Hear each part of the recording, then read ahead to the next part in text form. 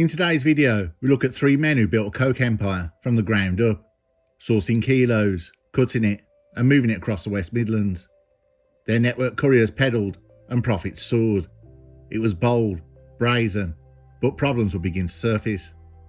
This is Curios&Spiritual, no deep dives, just enough info for me to sound clever at the pub and not in court.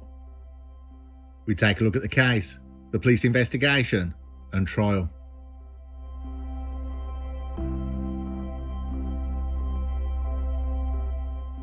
If there's one thing you can say about the West Midlands, it has a dark side. Most of it, though, is in permanent eclipse. It's a place that knows how to keep it real, but not real glamorous though. This is a story of three men who are running a mini coke empire. Call them Narcos West Mids. Enter Ian Breen, Richard Sitar, and Dwayne Harding. Names that will never grace the cover of Forbes, but might just make an appearance on the local news. These gentlemen were involved in a major dealing conspiracy involving multi-kilo quantities of coke.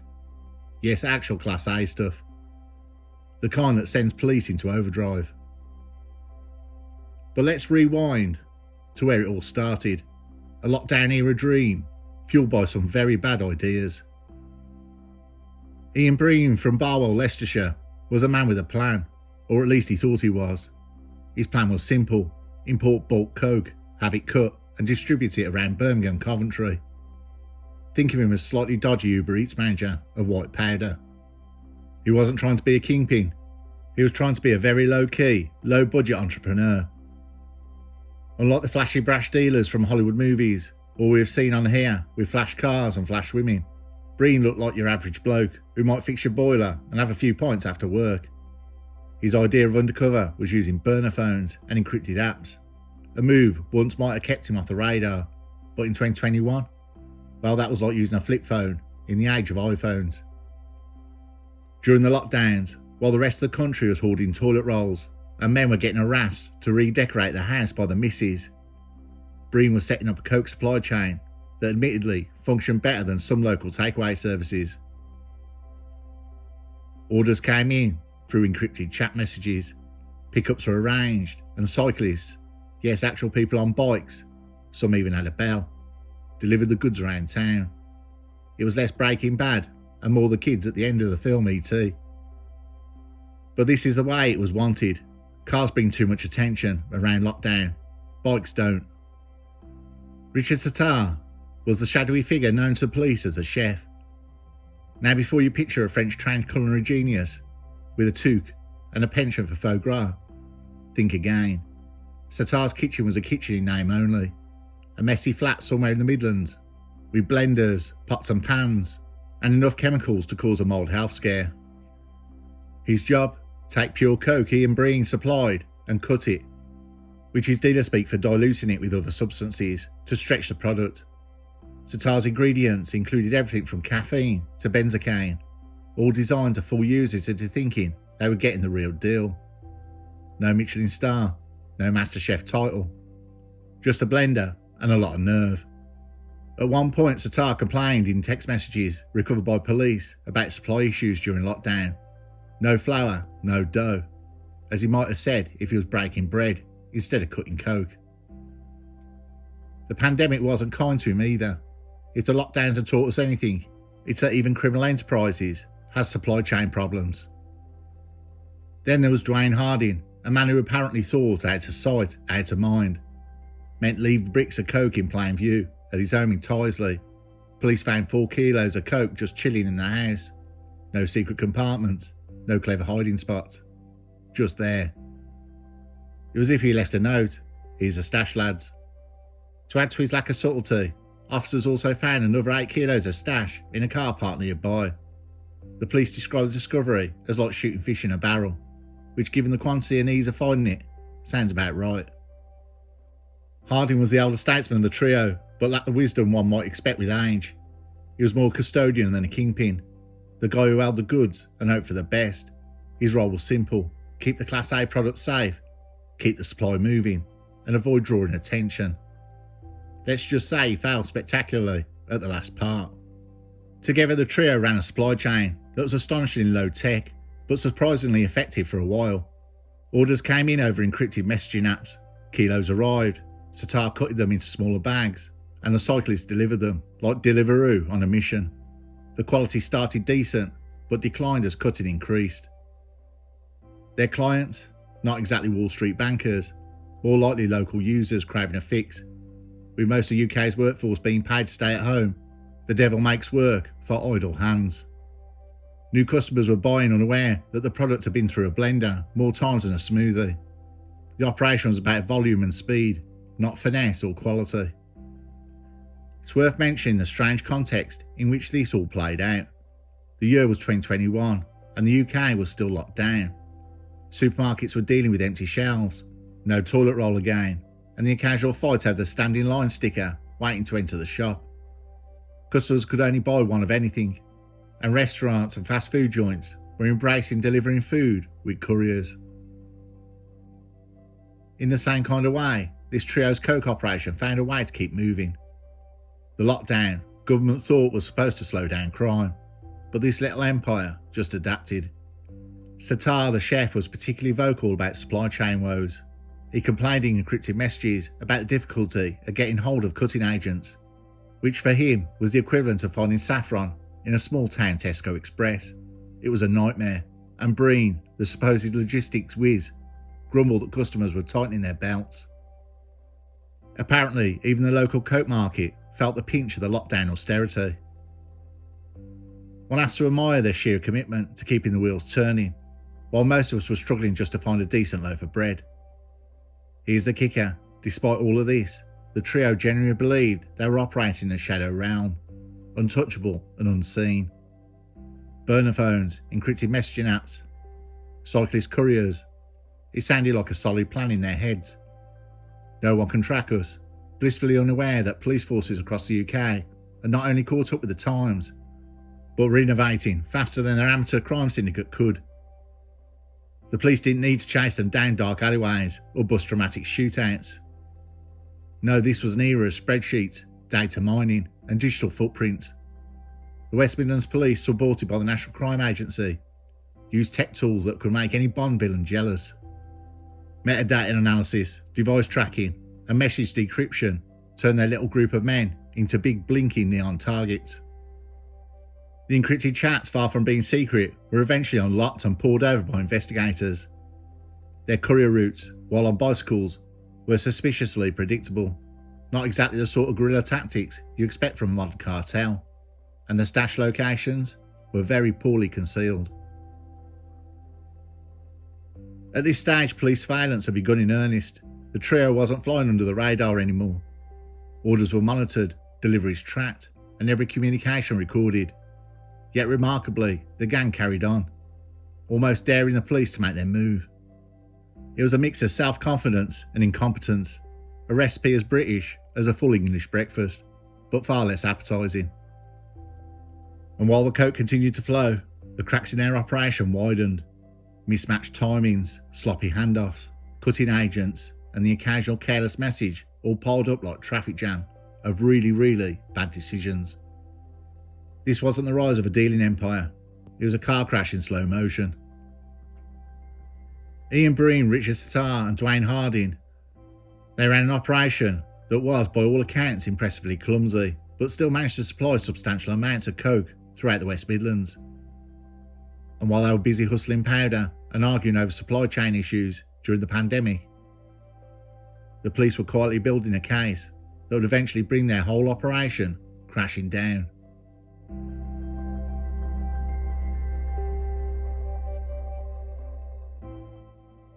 If Ian Breen was a self-appointed logistics manager of the Nose Candy Empire, then Richard Sitar was the head of production, and by production we mean blending pharmaceutical grade coke with whatever white powder happened to be on sale at the corner shop. Think of him as a culinary mastermind Gordon Ramsay of illegal product. If Gordon operated from a one-bed flat in his socks using a NutriBullet. Sitar earned himself the nickname the chef, but not from Michelin. Sitar's job was simple in theory, questionable in practice: take the pure coke that Breen sourced and stretch it. This wasn't chemistry, it was home economics gone rogue. His lab was a kitchen worktop with a blender crusted in residue, scales from Argus and industrial-sized tubs of benzocaine, creatine and caffeine. If it was white and vaguely powdery, it had a shot at becoming added to chef's recipe. And he was good at it, depressingly so. From a business perspective, it was genius. Cut the purity, inflate the volume, double the street value. From a moral standpoint, well, let's just say that Sitar's moral compass had been chucked in the bin a while back. Encrypted messages later recovered read like the worst customer service chat in history. Breen would text, sort out the mix, or looking flaky again, mate, as if they were dealing in croissants, not controlled substances. At one point, Sitar complained about issues sourcing the cut, like some stressed out pastry chef during a flour shortage. It's hard not to laugh at a man mixing narcotics in a flat and treating it like he's prepping for bake-off. This was an enthusiastic business spirit. It was a delicate science of exploitation. Cut it too much and your customers notice. Don't cut it enough and your profits dip. Sitar operated in that grim sweet spot between product quality and maximum greed. And his system worked. Police later confirmed they were shifting serious weight, not a few dodgy grams, but kilos of the stuff. Enough to fuel a city's worth of Saturday nights and Sunday morning regrets. What made it all so darkly comedic is how completely unremarkable it all was. There was no high-speed glamour, no Scarface-style antics. Just three men in hoodies running a mid-sized narco business. Their encrypted chats revealed a full daily rhythm, delivery updates, supply issues, petty squabbles, and the occasional logistical meltdown. It was less criminal empire, more a chaotic side hustle. And through it all, Sitar remained the unsung man of the match. No fixed address, no bank account, no digital trail. If ghosts wore tracksuits and carried blenders, they'd look like Richard Sitar. Police couldn't find him on paper, but in the gang's day-to-day operations, he was the hub. Without him, the coke stayed pure. And purity in this business was really bad for profits. Meanwhile, the police, far from clueless, were enjoying front row seats. The West Midlands Regional Organised Crime Unit, ROCU, in partnership with the National Crime Agency, had been quietly monitoring the entire operation. Sitar's role was immediately obvious. They saw the patterns, products would arrive. Sitar would vanish into a flat with industrial bags of blender fodder, and hours later, coke would be back on the street, in double the quantity, half the quality, and none of the subtlety. Couriers often on bicycles would collect the goods and make deliveries. These weren't professionals. They were delivery drivers of the criminal world, paid in cash and barely aware of the bigger picture. The police called them runners. In practice, they were low-level cannon fodder, with a backpack full of sketchy white powder and no retirement plan. Sitar meanwhile kept cooking, and when police finally raided one of his makeshift labs, the scene looked like a very illegal episode of Ready Steady Cook. There were digital scales, blenders, boxes of gloves, and industrial tubs of cut. No safety gear, no fume hood. Just a man blending product next to a microwave and some dirty dishes. But this efficiency was also their undoing. The volume of the communications gave investigators a paper trail. So long, it could have been adapted into a Netflix docuseries. Each batch cut, each courier dispatched, each message sent, time-stamped and archived. The gang wasn't being covert, they were keeping minutes. It was this professionalism, paired with the outstanding lack of operational security, that allowed the police to map the operation in forensic detail. Who cut what, when, where, and for how much. Sitar's texts in particular became the breadcrumb trail that led investigators right to the heart of the operation. Sir, interviewed after the trial, said they weren't reckless, they were casual, but they didn't think the rules applied to them. That was their flaw. It was complacency. There were no dramatic chases, no shootouts, just police patiently connecting the dots until the entire structure, from Breen sourcing to Sitar's kitchen chemistry, could be dismantled within a few morning raids and a stack of warrants. What stands out most is how utterly mundane it all was. There was no gold chains, no yachts, no cash-stuffed shoeboxes. This wasn't Top Boy. This was three men approaching middle age, running a narcotics operation like it was a mobile car wash. And yet, in the underworld economy of the West Midlands, they were players, for a time at least. Their product might have been diluted, but their ambition was full strength. When the raids came, and they did, Sitar didn't get a grand finale. No last-minute escape, no dramatic standoff, just a knock on the door and a search warrant. And the awkward silence of a man whose entire lab fitted into a Tesco carrier bag. But for a while, he kept the West Midlands buzzing, one blender load at a time.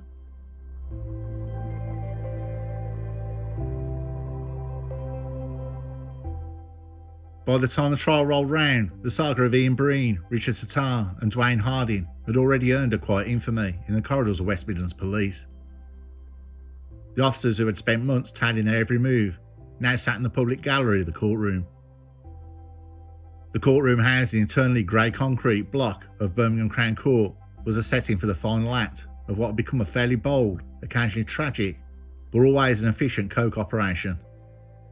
The prosecution wasted no time laying out their case. Ian Breen was described as the ringleader, or in less cinematic terms, the man who organised the bulk supply of coke across the West Midlands. Richard Tatar was the chef turning pristine coke into something less classy, and more mass market. Dwayne Harding was less central and was a trusted lieutenant, helping coordinate deliveries, manage couriers, and generally keep the circus tent standing. All three were charged with conspiracy to supply Class A, a charge as serious as it is depressingly common. But what made this case special was the mountain of evidence presented. Most of it scraped from encrypted chats, mobile phone cell data, and the digital breadcrumbs they had so graciously scattered for the National Crime Agency, and the police like Hansel and Gretel.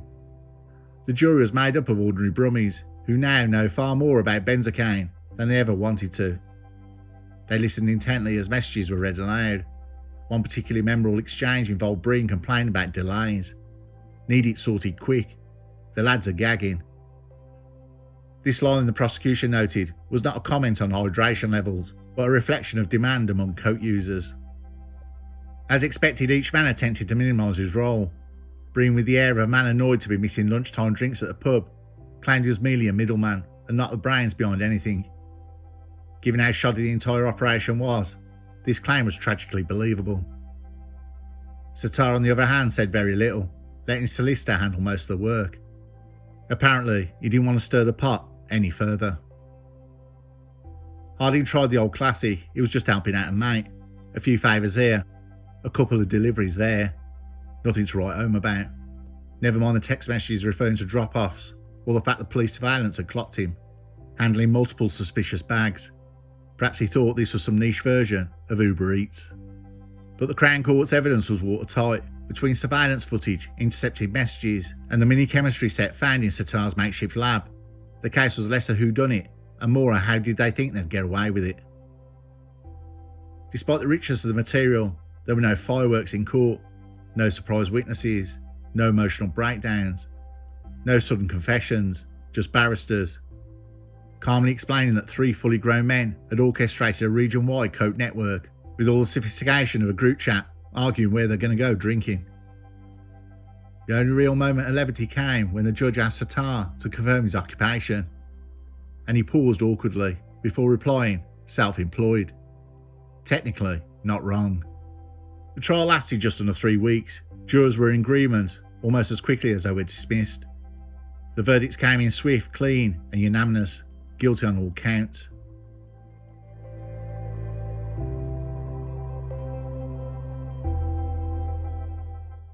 Judge Melbourne Inman, King's Counsel, presided. He acknowledged the operation's scale and sophistication, or at least its persistence, and pointed out how the gang contributed to the continued suffering caused by D in Class A. Ian Breen, 41 years old, of Barwell, Leicestershire, was jailed for 22 years and 6 months for conspiracy to supply Class A. Richard Tatar, 43 years old, of no fixed address, was jailed for 13 years and 4 months. Dwayne Harding, 45 years old, of no fixed address, was jailed for 4 years and 8 months. Detective Chief Inspector Peter Cook said these men were serious criminals who made a conscious choice to get involved in high-level dealing. The total value of the product they sold and the misery their actions led cannot be truly counted. These strong sentences could only be achieved through the diligence and hard work of the officers involved.